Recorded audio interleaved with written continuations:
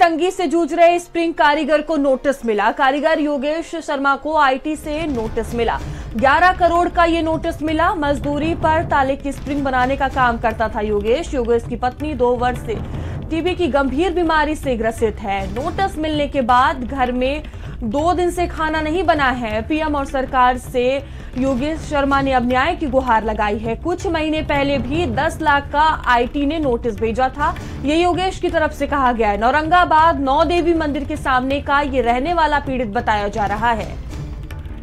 तो पीएम और सरकार से देखिए योगेश शर्मा ने न्याय की गुहार लगाई है। कुछ माह पहले भी बताया जा रहा है कि 10 लाख का इनकम टैक्स की तरफ से नोटिस भेजा गया था। योगेश की तरफ से ये कहा गया है। खबर अलीगढ़ से है।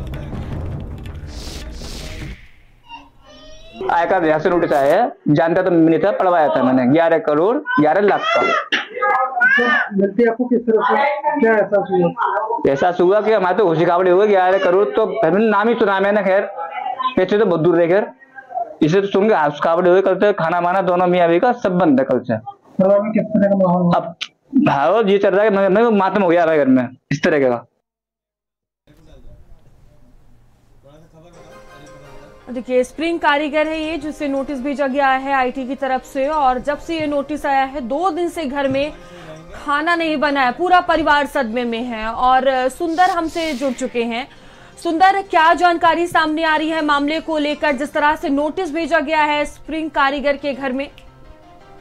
देखिए मैं आपको बता दूं, पूरा घटनाक्रम अलीगढ़ महानगर के औरंगाबाद इलाके के 9 देवी मंदिर के सामने रहने वाले योगेश कुमार से जुड़ा हुआ है।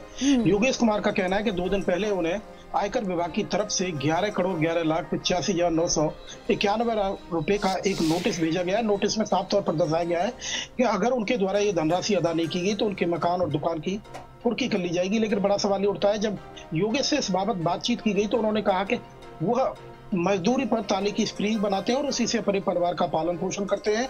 वो इतनी बड़ी रकम कहां से लाएंगे? उनका कहना है कि मैंने जीवन में पहली बार 11 करोड़ रुपए सुने तो हैं लेकिन देखे कभी नहीं है।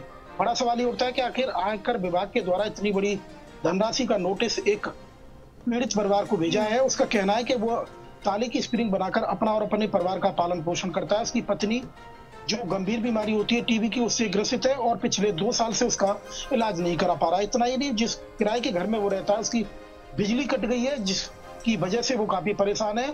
और नोटिस मिलने के बाद से पिछले 2 दिन से उसके घर में खाना नहीं बना है। उसने अपने आसपास के और एवं पढ़े लिखे लोगों से इस नोटिस के बाबत जानकारी की है। तो सुंदर, क्या इस मामले में पीड़ित परिवार द्वारा कोई शिकायत की गई है? सरकार से भी न्याय की उन्होंने गुहार लगाई है। कोई आश्वासन मिला है या कोई जानकारी सामने आई है? अब योगेश का कहना है कि उसने आईटी विभाग से संपर्क किया लेकिन वहां से कोई जवाब नहीं मिला है। अब उन्होंने प्रधानमंत्री नरेंद्र मोदी और सरकार से गुहार लगाई है कि उसे किसी भी कीमत पर न्याय मिलना चाहिए। योगेश का यह भी कहना है कि पूर्व में भी एक 10 लाख रुपए का नोटिस उन्हें मिला था।